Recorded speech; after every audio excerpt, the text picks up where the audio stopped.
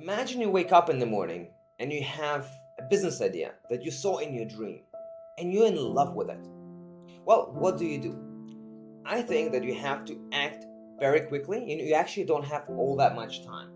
The reason being that what I find for myself is that when I have an idea, it needs fuel and fire. And that fuel is specifically meaningful action. And what I mean by meaningful action is any action that gets your idea much closer to reality, right? You need to try to implement it as soon as possible. So for example, meaningful action could be, starting it, right? Making a website or making sure that you get your customers interested or potential customers, giving them a call, talking to people, getting out of the building. Not meaningful action, but potentially useful action is things like writing a business plan or creating all kinds of graphs, business model canvases, etc. I'm not saying that these actions are not good. I'm just saying that they are maybe useful versus meaningful. Let me give you an example. The other week, I had to do a keynote to a bunch of entrepreneurs who were just starting out their journey. And the keynote was about how to make a successful business. In the morning, I had an idea that, you know what, I really need to not really talk about it in theory, but I need to show it in practice. Sorry, still dealing with a cough and an allergy. So I thought about what can I do? One thing is I can talk about all kinds of theories. The other thing I can do is I can start a business right there on the stage. And I've had the idea in my dream, hence the example, to start a cafe or a tea ceremony, tea drinking ceremony, which is something I've been really interested in. It's a hobby. I'm actually doing a course where I'm learning how to become a tea ceremony master. And I was like, well, can I combine tea ceremonies with business? And my idea was, can I have a tea ceremony and mentoring and guidance and business united together? And on the stage, I gave examples of how to do it, and from interviewing customers to validating to launching. So I actually asked on stage, hey guys, who would be interested in such an idea that you would go to a tea ceremony where you will be guided on your business? And there was about 40 people in the room, and I would say maybe 30, 35, 70, 80, 90, maybe 95% of the people raised their hands, right? They were like, yeah, this is a great idea. I love it. It sounds great. Wonderful. And that's what always happens with ideas. People always want to support each other when it comes to any kind of ideas, really.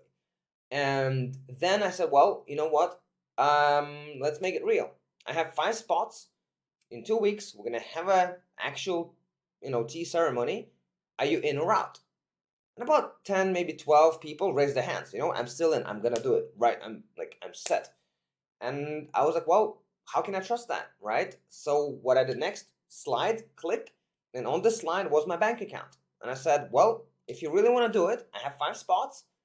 Wire the money right now. And people, started doing. I had to do some convincing and some salesmanship, and then 5 people transferred the money. Well, none of it was money because, well, technically all it was money, but one of it was a crypto transaction, and it was very interesting because some said, well, I can't give you any money because I want to do it through crypto. I had the next slide, which had my crypto account. I really love that because that was prepared. And now we're going to have that ceremony next week.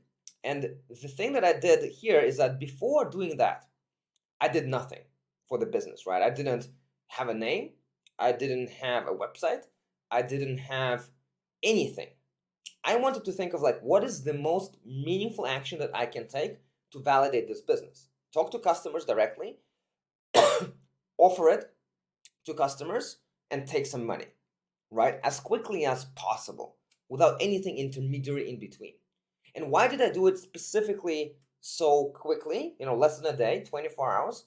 And why did I specifically want money?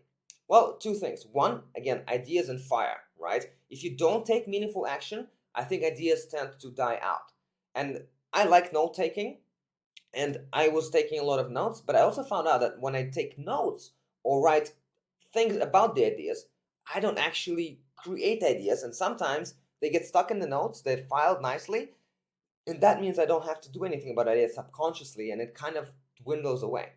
On the other hand, if I start doing meaningful action, I interact with people and responsibilities start to form. Right now, I have sold 5 units within a few hours after the idea happened, and I have to deliver upon it. Well, now that I have some confirmation, I want to act upon it. I have to send an email to these people. I have to invite them somewhere.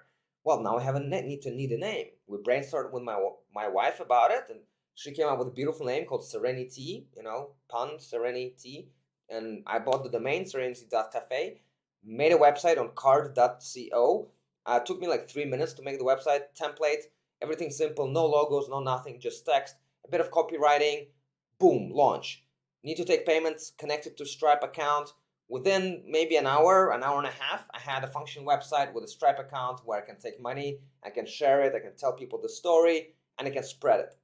At the moment, I don't want to spread further because I want to have that first ceremony. But I went from nothing to customers first in order to, in order to validate it as quickly as possible and force myself to interact with the market, with people, and create a link of responsibility between them, not wait. And I truly believe that in almost any business idea, you can do something like this. You can get to customers with nothing, right? Literally nothing.